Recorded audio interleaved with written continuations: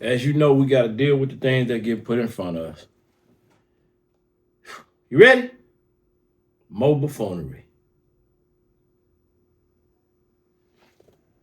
Concerns as it relates to the broader concern, as it relates to drone strikes, we've been aware of that information. We've been working collaboratively through the SOC, which we established right after the war began, the State Operations Center, working with the Office of Emergency Service, but also working locally to make sure we transmit any information that we have received, and we're aware of that, which has been reported, I think, by ABC7.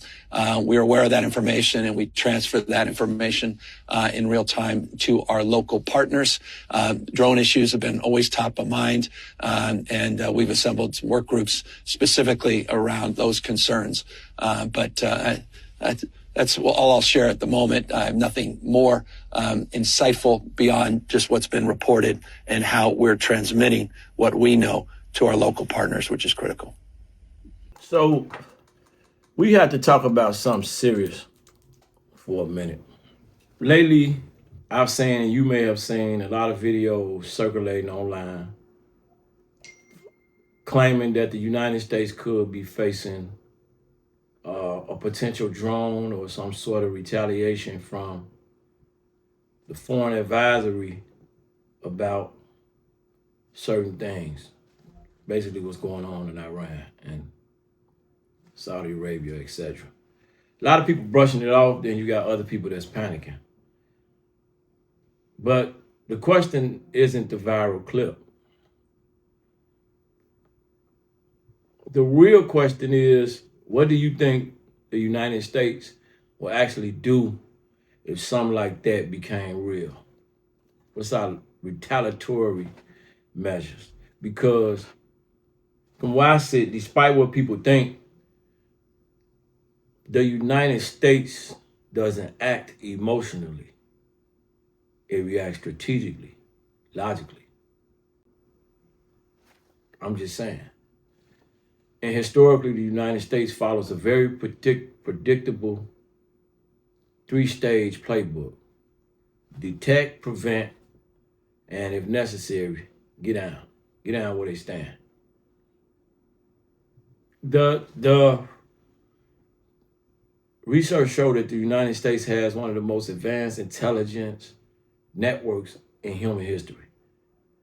Satellites, cyber surveillance, naval monitoring, radar systems, intelligent partnerships all over the world, all over the globe. FBI, CIA, the NSA, and Homeland Security are constantly 24 hours a day analyzing communications, suspicious activity, and potential threats.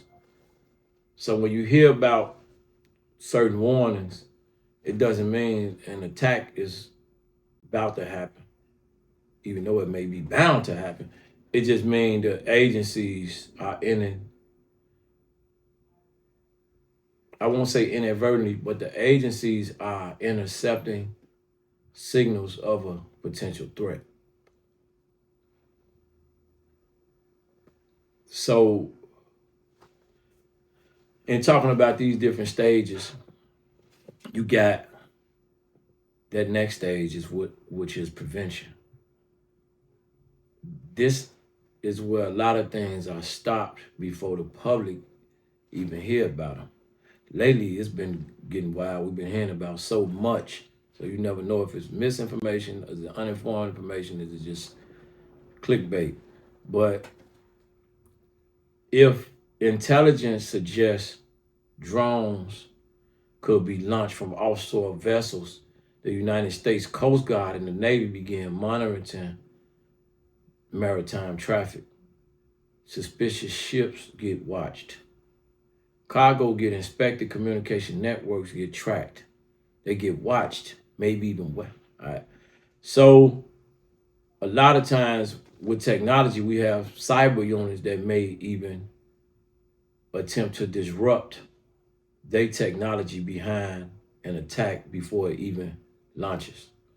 So a lot of times we not knowing, but a lot of threats die behind the scenes, quietly without us even being aware of it, unless you do your due diligence to do some research.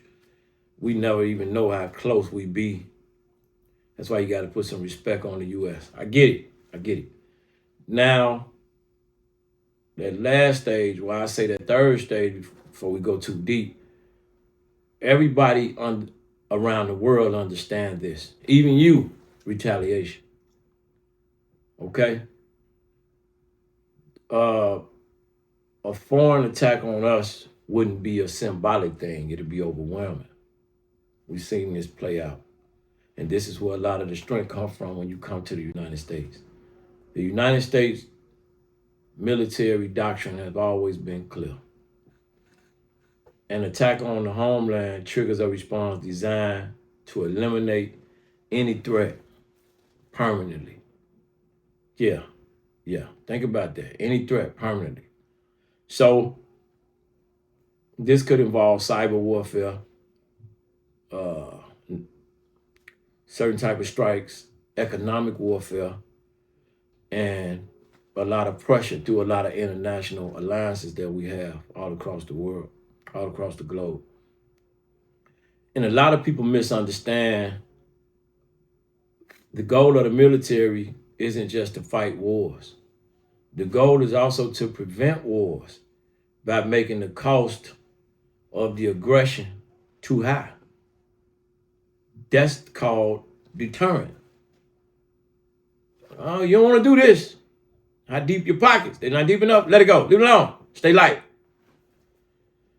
And that works when advisories believe that the response will be devastating.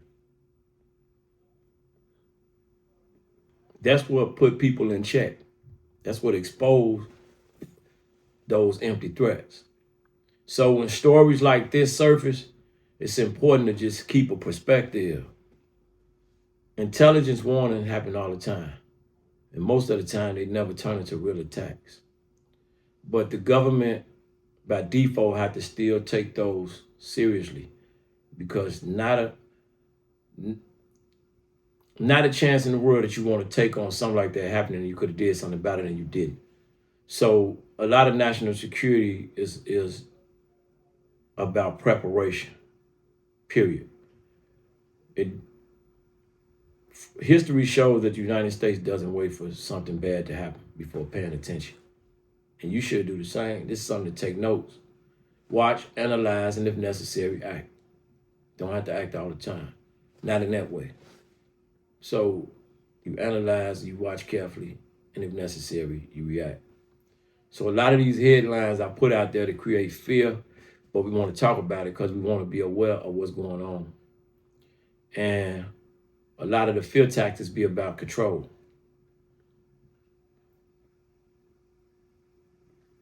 And threats against the United States have actually been consistent for decades. You can attempt it, but the consequences are always far greater than the attack itself. And I know some of these things we question because we don't believe. Hint, hint, 911. That's a conversation for another day. One thing Bigger Play gonna do is keep you informed. See you in a minute.